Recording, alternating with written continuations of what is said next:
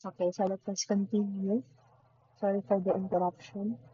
So substitute x is equal to 14 over 5 or the 2.8 to equation 2 naman. Kasi kanina nag-equation 1 tayo, diba? Okay. So, we have 2x minus 4y is equal to 2. And then, try na lang natin gamitin yung ating decimal. Okay? So, we have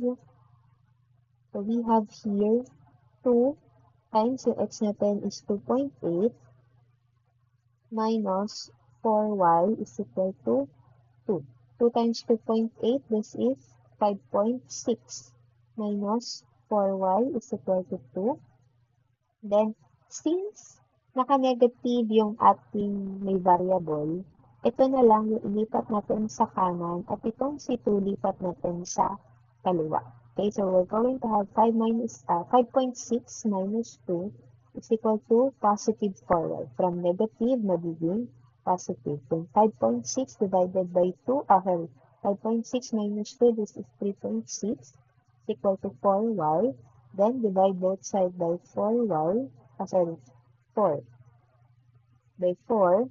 Then, cancel, matitira na lang sa atin ay y is equal to 3.6 divided by 4, this is 0.9.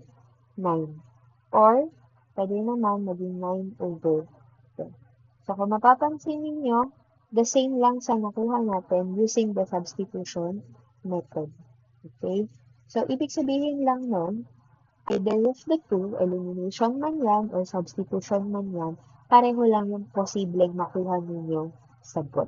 Okay? So, dito naman, kung halimbawang ayaw yung equation 2, yung paglipatan ninyo, pwede nyo gamitin sa equation 1, same. Okay, same lang din yan. Kung halimbawa naman na gusto ninyo ang eliminate dito ay si x, hindi si 4, o hindi si y, same pa rin ang makukuha ng sagot. Okay? So, now, another try. Okay? So, this is your assignment number 2.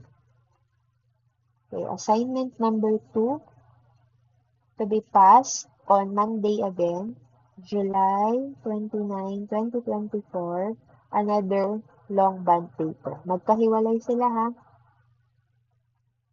Another long bond paper. So, this is assignment number 2. So, using substitution and elimination.